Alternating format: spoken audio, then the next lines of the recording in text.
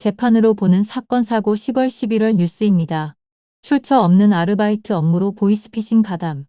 회사 이름도 알지 못하는 곳으로부터 문자로 업무를 지시받은 40대 남성이 보이스피싱 사기죄로 재판받았습니다. 피고인은 조직원으로부터 가명 사용을 지시받고 이행했으며 피해자에게 전달받은 700만 원을 100만 원 단위로 이체하기도 했습니다. 현금 수금 후 다음 날 다른 피해자에게 현금을 받으려다 경찰에 잡혔습니다. 재판부는 보이스피싱이 피해자와 사회 전체에 주는 해악이 크지만 초범인 점을 참작해 징역 8월 실형을 내렸습니다.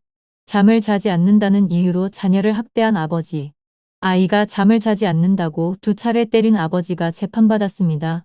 6개월 된 아이는 뇌출혈 등 장애가 있어 향후 장애가 발생할 수 있다고 담당 검사가 밝혔습니다.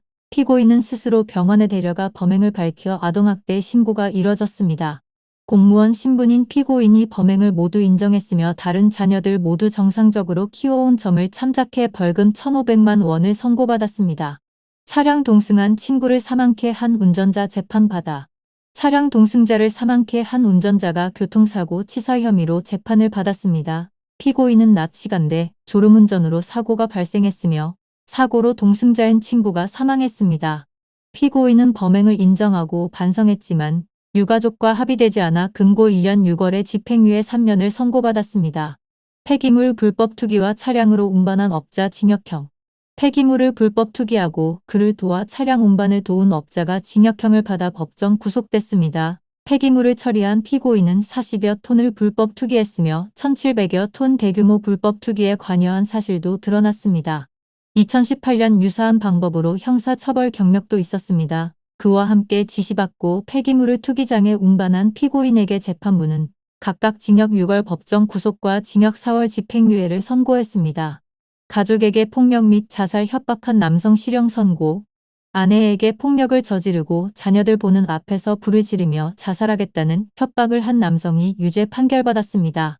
그는 폭력과 아동복지법 위반 외 무면허 수의사 진료 범행이 발견됐습니다. 피고인은 범행을 인정했으며 피해자인 아내와 자녀들은 처벌을 원하지 않아 징역 2년 10월 실형을 선고받았습니다. 후배를 몰래 촬영한 남성 유죄 판결. 대학 선후배 사이인 피해자와 여행 중 몰래 촬영한 남성이 카메라 등 이용 촬영 혐의로 재판을 받았습니다. 피해자와 함께 있는 동안 반복적으로 신체 촬영을 했으며 방법 부위 등 죄질이 불량하다고 판사가 말했습니다. 피고인은 상주시 공무원으로 임용됐지만 성범죄 경력으로 해임됐다고 진술했습니다. 재판부는 피해자와 합의했고 외부 유출 정황이 없는 점을 참작해 벌금 300만 원을 선고했습니다. 운영비 횡령한 해경 공무원 벌금형. 해경 공무원인 남성이 운영경비 예산을 횡령한 혐의로 재판받았습니다. 피고인은 범행을 위해 허위 공문서를 작성했습니다.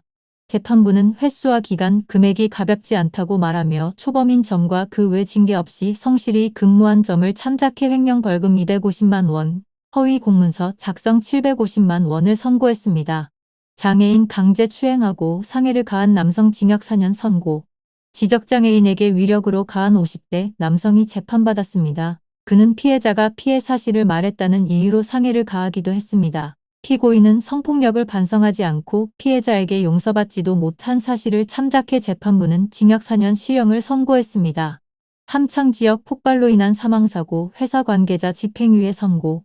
지난해 8월 폭발 사고로 근로자들이 사망한 함창 지역 회사 관계자들이 산업안전보건법 등 혐의로 유죄를 받았습니다. 담당 검사는 피해자 5명이 사망한 사고에 위험물 사고 방지 관리 감독이 없었다고 공소했고 피고인들 모두 인정하지만 불분명한 화재 원인 과정으로 선처를 요청했습니다. 재판부는 사고 초기부터 피해 회복에 노력한 부분을 참작해 피고인에게 징역 1년 6월 집행유예 2년과 해당 회사에 1,500만 원을 벌금을 선고했습니다. 건설 자재 추락으로 근로자 사망한 사고 집행유예 선고. 지난해 11월 상주 도남정수장 공사 중 건설 자재를 크레인으로 옮기는 중 자재가 추락해 근로자를 덮쳐 사망했습니다. 담당 검사는 작업 계획서를 불이행했고 법적 기준치 넘는 무게 이상 물건을 적치했다고 공소를 제기했습니다. 담당 판사는 산업안전보건법의 안전조치를 취하지 않아 근로자가 사망하는 중대한 피해자가 발생해 죄책이 가볍지 않지만 피고인들이 관계기관에 성실히 조사받고 피해자 가족과 합의한 점을 참작해 징역 6월 집행유예 2년 그리고 회사에는 벌금 최대 800만 원을 선고했습니다. 이상 재판으로 보는 사건 사고 10월 11월 뉴스였습니다.